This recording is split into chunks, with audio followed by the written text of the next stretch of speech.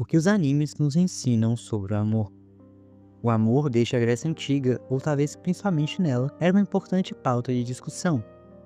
Como Sêneca disse, o amor é algo que todos nós sentimos, mas que defini-lo conceitualmente seria algo muito difícil. Fazendo uma analogia com a posição de Agostinho de Hipona sobre o tempo, se ninguém me perguntar, eu sei o que é amor, mas se quero explicá-lo a quem me pede, não sei. O filósofo grego Lisias considera o amor um mal para os homens. Isso porque, segundo ele, um homem apaixonado fica cego de desejos.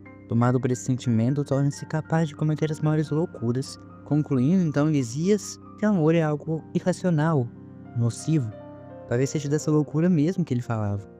Fazemos de tudo para conquistar a pessoa que amamos. Se quisermos pensar em uma representação dos animes dessa loucura que Lisias comentava, assistam ao primeiro episódio de Tonikawa. O anime conta a história de Nasa, um rapaz estudioso e solitário que encontra o amor da sua vida repentinamente em Tsukasa. Para ir falar com ela, no impulso, ele atravessa a rua e é atropelado.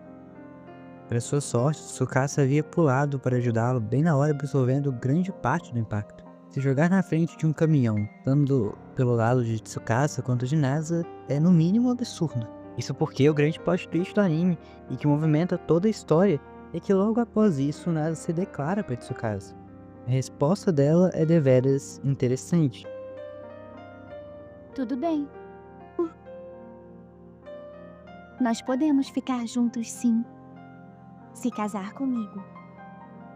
Se você está se convencendo pelo argumento da irracionalidade, devo mostrar o problema nisso. No próprio anime, o casal dá incrivelmente certo. Eles passam a morar juntos e tornam um casal muito bonito. Eles inclusive se casam no cartório e tudo mais. Se esse exemplo está muito pé no chão pra você, aí para assistir The 100 Girlfriends Will Really, Really, Really Love You, em que o protagonista Rentaro recebe uma revelação de um deus do amor que o destina a se apaixonar por 100 almas gêmeas. Surpreendentemente, vamos ter que assistir a cada dia ele conhecendo uma das almas gêmeas e tendo que conciliar gostar de todos ao mesmo tempo. Ignorando o fato que Rentaro é o maior inimigo da monogamia, é fácil dizer que tudo isso não passa de mera representação dos animes, essas loucuras que acabam dando certo. Mas Aristóteles já nos alertava de que a arte imita a vida.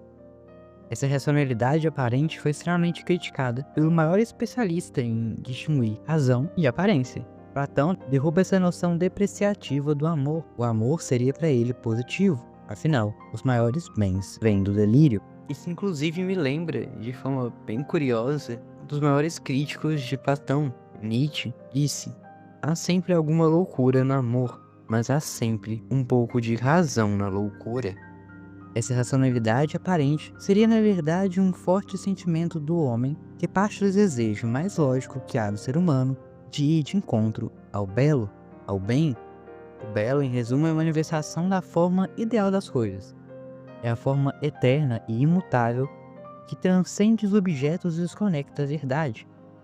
O amor seria como uma escada, em que passaria por degraus ou estágios. Com sua alegoria da caverna, Platão acredita que seria possível que o ser humano se libertasse deste mundo de aparências e revelasse a verdadeira verdade por detrás dessas coisas.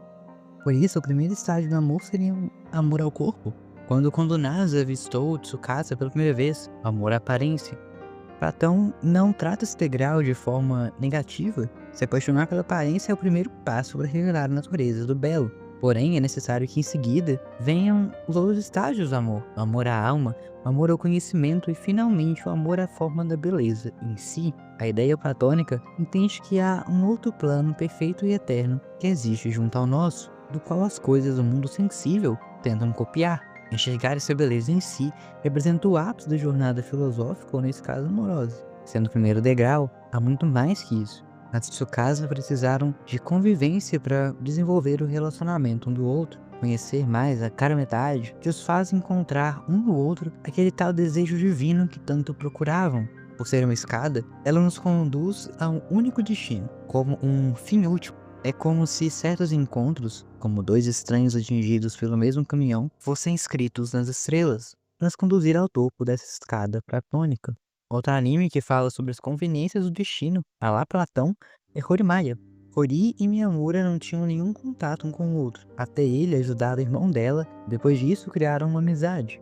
Amizade no sentido grego de filia, que se baseia na virtude, na escolha. Até mesmo porque, com o destino empurrando, o amor existe algum grau de decisão. Em Quintessential no Quíntuples, Futaro conhece 5 irmãs gêmeas de repente. Mais tarde, descobrimos que ele tinha conhecido uma delas na infância. Se você começar a pensar na lógica de destino em Platão, talvez esteja inclinado a acreditar que se praticamente toda sua filosofia está pautada nos desejos e anseios da alma, em suas aptidões, ou naquilo que ela estaria predestinada a cumprir, isso significaria também que você não tem escolha de nada? Não é bem assim. O ponto central de Quintessential no Quíntuples é a jornada de Futaro e sua escolha de com quem ele quer ficar. O amor é decisão, não só acaso. A escolha é uma palavra-chave. Óbvio que isso não significa que você possa decidir gostar ou não de alguém como um interruptor, mas que, se você não tomar nenhuma ação, dificilmente conseguirá avançar nisso. Em Toradora, Taiga e Ryuji pedem ajuda um pro outro para se aproximarem de seus interesses amorosos. No final, não é spoiler para ninguém que eles descobrem gostar na realidade um do outro. Mesmo percebendo isso, suas inseguranças quase os impedem de ficarem juntos. Convivência um com o outro. Com a decisão de permanecer como estão, nesta construção, os dois conseguem se ajudar de forma a revelarem seus sentimentos um pro outro. Spinoza, o maior filósofo racionalista, em sua Ética, o amor nada mais é do que a alegria acompanhada da ideia de uma causa exterior. Vemos, além disso, que aquele que ama esforça-se necessariamente por ter presente e conservar a coisa que ama. Traduzindo, é aquela felicidade que sentimos quando alguém nos completa. Porque veja, talvez da mesma forma que os gregos pensavam em seus mitos, o ser humano é incompleto. Voltando a Horimiya, Hori é extrovertida, Miyamura é introspectivo, personalidades opostas, mas são almas gêmeas. Amar é se alegrar com algo que aumenta a nossa potência de existir. A convivência com o outro nos faz crescer. Então Nikako Kawai, Nasa é lógico demais. Quando algo sai do planejado, ele se frustra. Tsukasa o ensina a aproveitar o momento. Toradora, como disse, Taiga parece dura, mas é frágil. Ryuji, percebendo isso, entre socos, consegue acolhê-la, e a relação dos dois cresce a partir daí. Em Quíntuples, Futaro é sério e responsável. Ele se conecta com as gêmeas justamente para ajudá-las na escola, mas a irmã com quem ele escolheu se casar é totalmente diferente dessa personalidade dele. Mesmo com um contraste, é com ela que ele quer estar. A personalidade dela o completa. E não espere que eu perca tempo tentando explicar como as 100 namoradas completam Rentaro. Miyamura só consegue fazer amigos depois de conhecer Hori. Spinoza nos lembraria que o amor é o aumento da potência. O amor verdadeiro transforma diferenças em crescimento. Foi somente graças ao contato com Hori que Miyamura pôde crescer também. No caso de Taiga com Ryuji, com ele vendo além dessa máscara, podemos voltar ao conceito de Spinoza de que ele trata da alegria compartilhada, porque ela também é causa interna. Cheguei a falar da cara metade, mas talvez a questão sequer seja essa. Spinoza diria que o amor não é encontrar uma metade exatamente, mas alguém que te faça mais de você mesmo.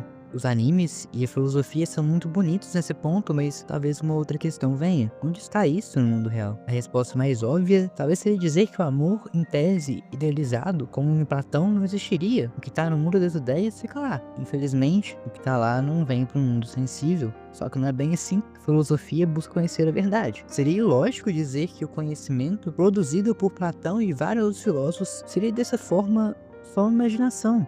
Será possível esse amor platônico ou spinoziano nessa era que Bauman fala do amor líquido? O filósofo coreano Byung Chul já alertava que essa era digital teria esvaziado a experiência, no sentido que as experiências que temos não são mais profundas, são rápidas, passageiras, não têm significado mais. Os relacionamentos e as pessoas se tornaram descartáveis. Olha, ninguém está criticando o seu web namoro exatamente, pois não por agora.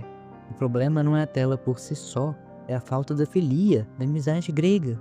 Quantos casais reais, por assim dizer, vivem com completos desconhecidos, enquanto outros constroem um amor mesmo que seja por mensagem. Bauman e Han não são profetas do apocalipse, eles ainda acham que o amor sólido ainda existe. A questão não é exatamente o meio, mas o grau de profundidade dessas relações. O amor ainda existe, mas exige uma escolha diária, um certo esforço. Pense no Miyamura saindo da sua zona de conforto pelo Hori. Quantos seriam dispostos a talvez fazer a mesma coisa por outra pessoa? A filosofia e os animes nos ensinam que o amor não é só destino ou coincidência. Ele pode ser doloroso, não correspondido, ou até interrompido por caminhos que não controlamos. Mas uma coisa é certa, ele existe e depende de nós. Ninguém acorda no corpo de outra pessoa, quem dera, né? E claramente, isso não precisa envolver você ser quase atropelado para que encontre o homem ou a mulher da sua vida. O amor pode ser carregado de dor, com a perda da pessoa amada, seja literal ou por um término.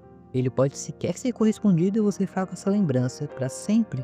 E mesmo que correspondido, ele pode não chegar a desenvolver por fatores externos, caminhos diferentes ou receios de se declarar, por exemplo. Esse vídeo não chega nem perto de falar tudo sobre o tema da filosofia do amor e explorar todos os vários filósofos que tratam disso. A ideia é construir um diálogo inicial entre essa gama vastíssima de pensadores. Nos comentários estão algumas indicações de leituras, principalmente tratando dos filósofos que comentei no vídeo. Se puderem, deixem um comentário, curtam, compartilham, para que esse vídeo chegue a mais pessoas que gostam de animes e de filosofia. Deixem sugestões e até a próxima.